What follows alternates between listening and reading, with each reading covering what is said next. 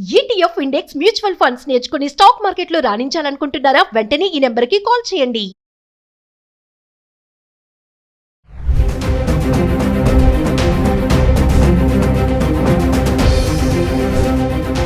Suman TV ప్రేక్షకులకు నమస్కారం. నేను మందడి కృష్ణారెడ్డి, ఎనలిస్ట్ని. అయాన్ అనేటువంటి ఒక యువకుడు, 16 ఏళ్లు కూడా నిండినటువంటి యువకుడు ప్రేమ పేరుతో బలైపోయాడు. ఎంత దారుణమైన విషయం ఇదంటే, 10th క్లాస్ ఇప్పుడిప్పుడే పూర్తి చేసుకుని బయటికి వచ్చి ఇంటి పరిస్థితులు బాగలేకపోవడం వల్ల ఒక క్యాటరింగ్ సెక్షన్లో పనిచేసుకుంటూ, తండ్రి వాచ్మెన్ గా ఉన్నాడు. పేద కుటుంబంలో ఉన్నవాళ్ళు ప్రగతి నగర్ ప్రాంతంలో జీవించేటువంటి వీళ్ళు ఈ అయాన్ అబ్బాయికి మరి ఒక అమ్మాయితో చిట్ చాట్ స్టార్ట్ అయింది. ఈ చాటింగ్ పెరిగి ప్రేమ వ్యవహారం దాకా వచ్చింది. వాళ్ళు కలిశారో, రియల్గా వాళ్ళ ప్రేమను వ్యక్తం చేసుకున్నారో, ఏం జరిగిందో పూర్తిగా వివరాలు తెలియకముందే గతంలో మరొక యువకుడు ఆ అమ్మాయితో ప్రేమలో ఉంటాం. అతనికి ఈ అయాన్ అనేటువంటి అబ్బాయి ఈ అమ్మాయితో కొత్తగా ప్రేమాయణం సాగిస్తున్నటువంటి విషయాన్ని తెలుసుకొని పథకం ప్రకారంగా ఈ అయాన్ని కుషాయిగూడ ప్రాంతంలో రాధికా సినిమా థియేటర్ దగ్గరికి రమ్మని, అక్కడ మాట్లాడడానికి పిలుస్తున్నానని చెప్పి మనం మాట్లాడుకుందాం రమ్మని పిలిచాడు. చీకటి పడుతున్న సమయానికి అక్కడికి చేరుకున్నటువంటి అయాన్ని కొంతమంది తన స్నేహితులతో వచ్చినటువంటి ఆ యువకుడు ముందుగా మాట్లాడడం ప్రారంభించి ఆ మాటలు పెరిగి కొట్టడం ప్రారంభించారు, గుండెల మీద బాడటం ప్రారంభించారు. చిట్ట చివరికి అతను తీవ్రంగా గాయపడే పరిస్థితి ఏర్పడి హాస్పిటల్కి తీసుకెళ్లే లోపలే అతను మరణించడం జరిగింది. దీన్ని బట్టి మనకు అర్థమవుతుంది ఏమిటంటే, ప్రేమ అనేది కూడా ఒక పరిపూర్ణంగా వయసు వచ్చి కనీసం 18 ఏళ్ళు నిండిన తర్వాత, 20 ఏళ్ళు నిండిన తర్వాత ప్రేమను గురించి పూర్తిగా అర్థం చేసుకొని, బ్రతుకు తెరువు గురించి ఆలోచన చేసుకొని, ఇద్దరు తమ జీవితంలో ప్రేమించుకున్న వ్యక్తులు తమ ప్రేమను సఫలం చేసుకోవాలంటే వాళ్ళు ఖచ్చితంగా ఎంతో కొంత ఆదాయాన్ని పొందుతూ ఉండాలి, లేకపోతే తల్లిదండ్రుల సపోర్ట్ అన్నా ఉండాలి, లేక వాళ్ళంతా వాళ్ళే భవిష్యత్తును తీర్చిదిద్దుకునేటువంటి పరిస్థితుల్లోనే ఉండాలి.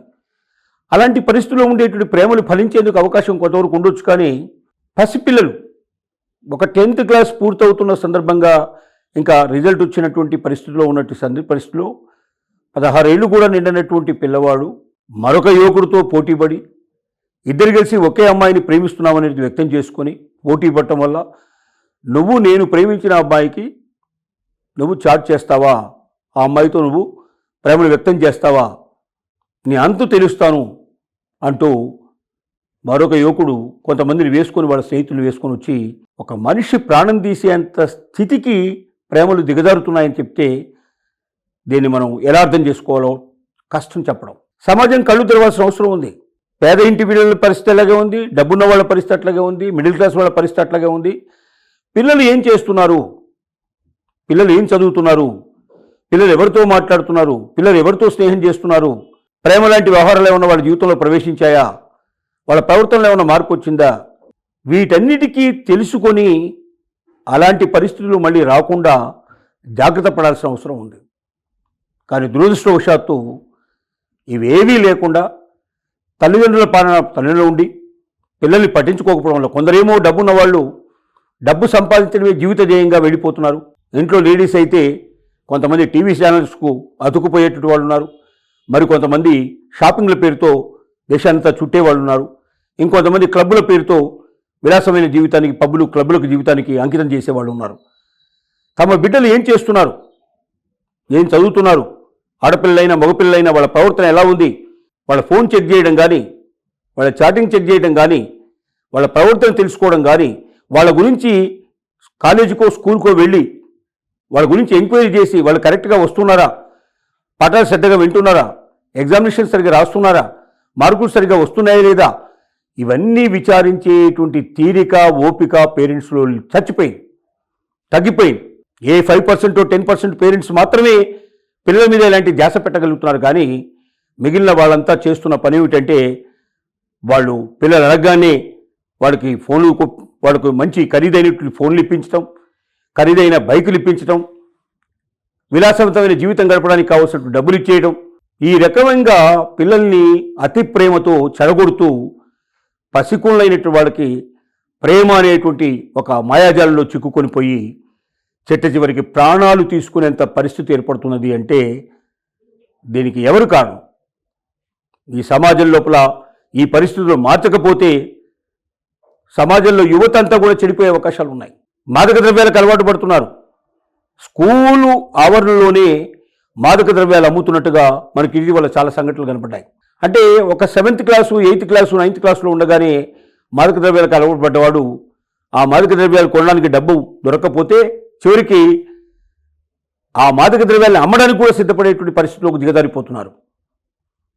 అంటే జీవితం ఎంతో గొప్పగా ఎదగాల్సిన జీవితాలు పురిట్లోనే సందు కొట్టినట్టుగా మొదట్లోనే దెబ్బతింటున్నాయి.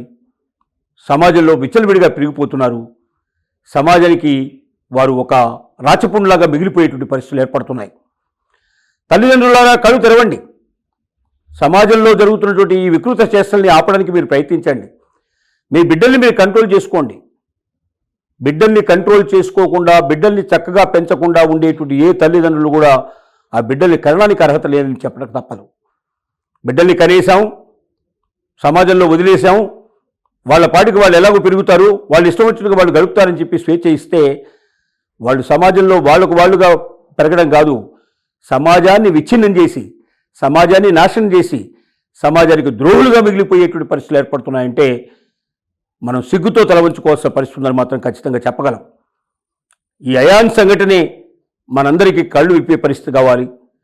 10th క్లాసే కాదు, 7th class 8th class 9th class నుంచి కూడా ఆడపిల్లల్లో మగపిల్లల్లో కూడా చాలామంది ఈ ప్రేమ అనేది సినిమాలు చూడటం ద్వారా కానీ, యూట్యూబ్లో చూడటం కానీ, ఇవాళ ఆన్లైన్లో ప్రపంచ సమాచారం అంతా తెలిసే పరిస్థితి ఏర్పడుతుంది. చాలా చిన్న వయసులోనే ఈ ప్రేమ అంటూ ప్రేమకి, కామానికి, తర్వాత తాత్కాలికమైన మోహానికి మధ్యలో వ్యత్యాసం తెలియకుండా బతుకుతున్నారు. ఇలాంటి వాళ్ళని కళ్ళు తెరిపించాలి. వాళ్ళకి సమాజం అంటే ఏమిటో తెలియజేయాలి. ప్రేమ కన్నా ముఖ్యం జీవితంలో సెటిల్ అవ్వడం. జీవితం ముందు విలువైంది.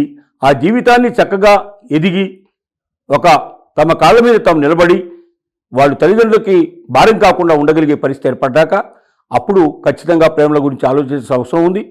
ఆలోచించవచ్చు, అది అనివార్యంగా జరిగేటువంటి పని. కానీ చదువుకోవాల్సిన వయసులో, సమాజం గురించి తెలుసుకోవాల్సిన వయసులో, ప్రపంచాన్ని గురించి నేర్చుకోవాల్సిన వయసులో, విజ్ఞానాన్ని తెలుసుకోవాల్సిన వయసులో అక్కడే వాళ్ళు ప్రేమ అనేటువంటిది మొత్తం మాయాజాలంలో పడి మొత్తం జీవితాన్ని అంతా నాశనం చేసుకుంటున్నారు. కాబట్టి తల్లిదండ్రులారా జాగ్రత్త పడండి. మీ పిల్లల పెంపకంలో మార్పు తీసుకొచ్చుకోండి. పిల్లల్ని సంరక్షించుకోండి. వాళ్ళ జీవితాలు నాశనం కాకుండా కాపాడండి. వాళ్ళ ద్వారా సమాజం కూడా నాశనం కాకుండా కాపాడమని తల్లిదండ్రులందరికీ విజ్ఞప్తి చేస్తూ